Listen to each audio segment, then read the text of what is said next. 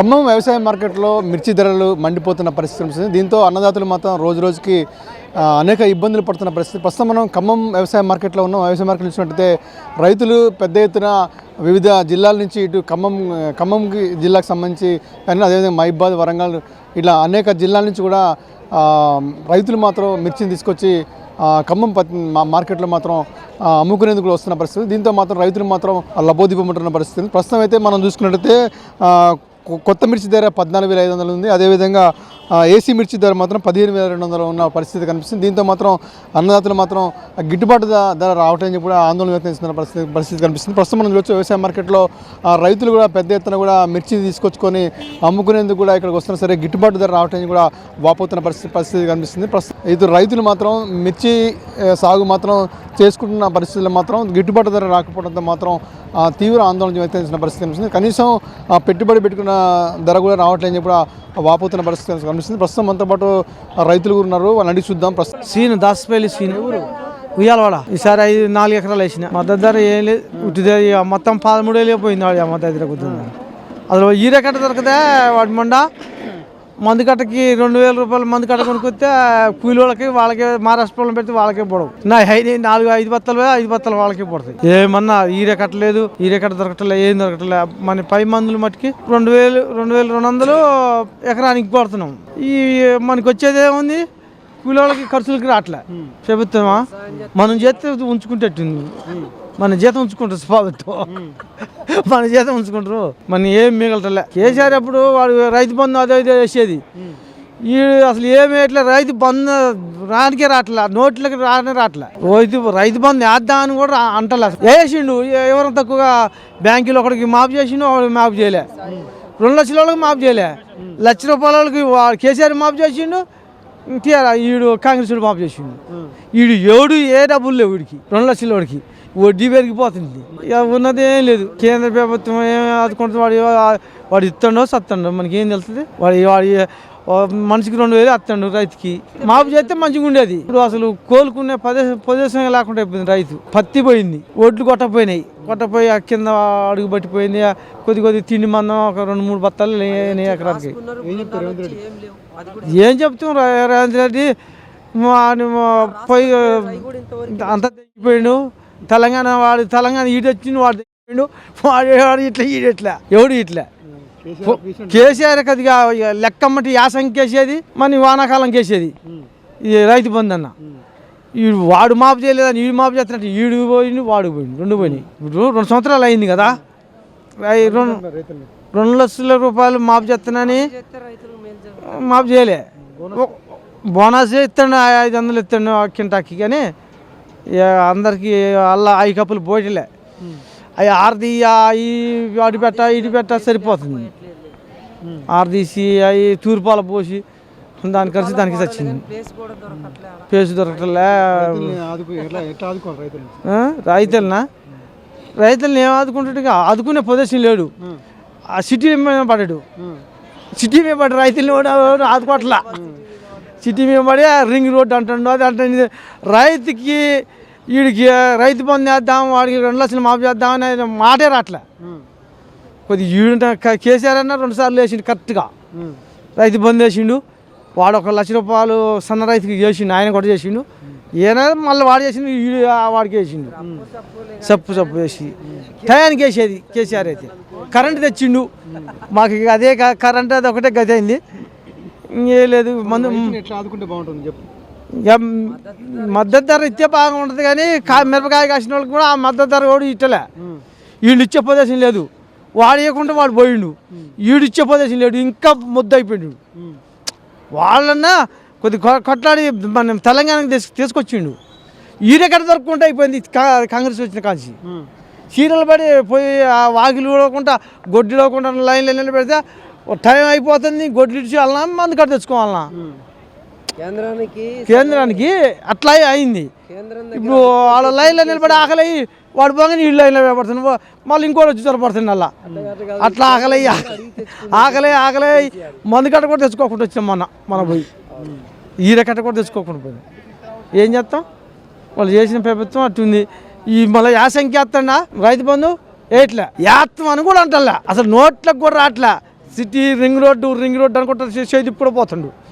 ఏదో గాలికి పడి వచ్చింది దానికి, కానీ అది కాంగ్రెస్ ఆయనకి వచ్చేదా? ఇది కాంగ్రెస్ అసలు రాదు. ఓడు బడ్డు నిలబెట్టినా గెలిచిండు. వాడిని మారవాలని మార్చారు, కానీ కేసీఆర్ కరెక్ట్. కేసీఆర్ గారు వాడు నీళ్ళు కరెంట్ ఇచ్చిండు, మాకు 24 గంటల కరెంట్ ఇచ్చిండు. మళ్ళా మనకి తెలంగాణ తెచ్చిండు.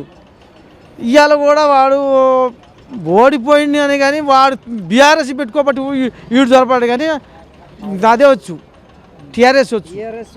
ఈ బీఆర్ఎస్ పెట్టుకున్నావు మధ్యలో నీ పోయింది అనుకుంటే వాడి పోయింది ఉందంటే వీడు పోతాడు చుట్టూ దొరపాటు నోట్సులు పెట్టిండు. అందరికి పెట్టారు, ఇద్దరు కలిసి పెట్టారు. రైతు బంధు ఆద్దామనే రావట్లే రేవంత్ రెడ్డికి, రావట్లే నోట్లకి రావట్లేదండి. ఎట్లా అంటే ఆయనకి ఆలోచన లేదు, రైతు గురించి ఆలోచన లేదు.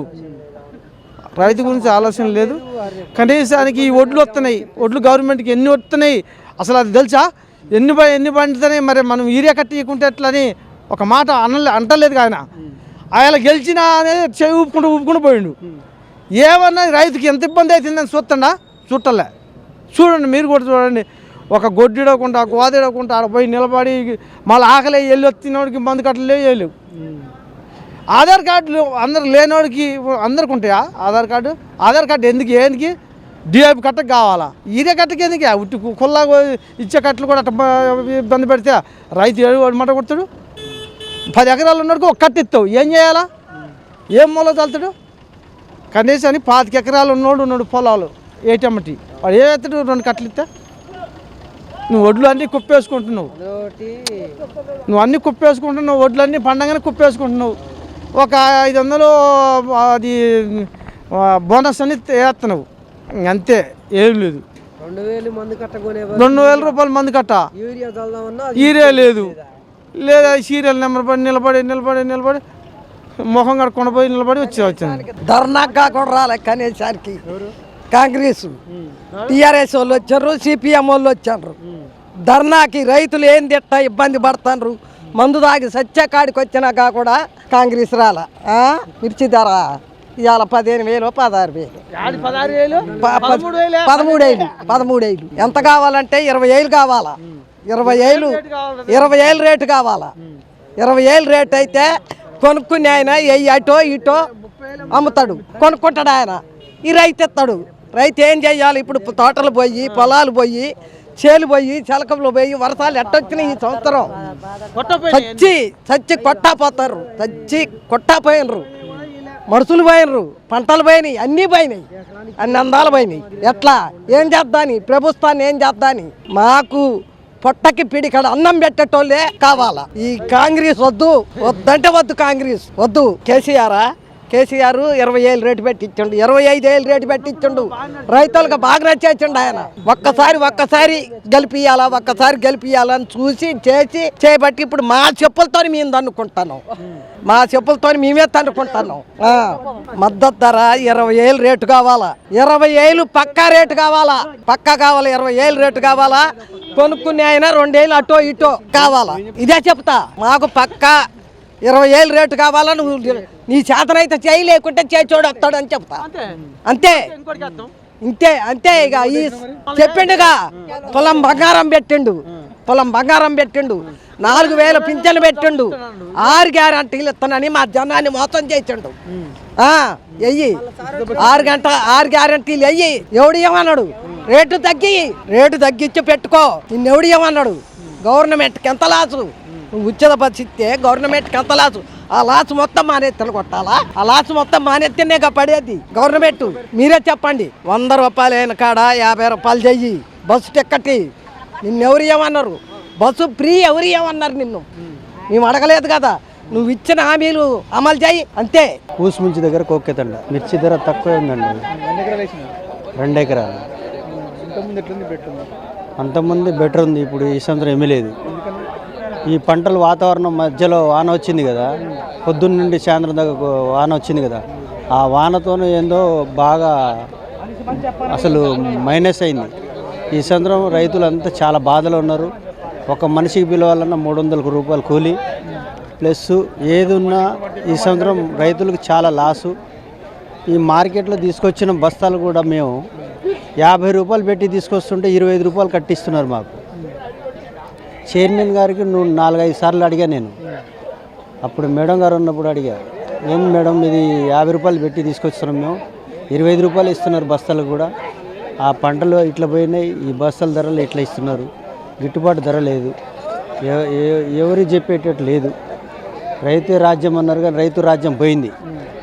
కేంద్ర ప్రభుత్వం మరి ఏది ఆదుకునేది ఏదండి? ఇది రేటు సరే, కేంద్ర ప్రభుత్వం అన్నారు, మరి రేట్ ఏది? పోయిన సంవత్సరం ఎంత రేటు ఉంది, ఈ సంవత్సరం ఎంత రేటు ఉంది? పోయినసారి 18, 20, 19 దాకా నడిచింది.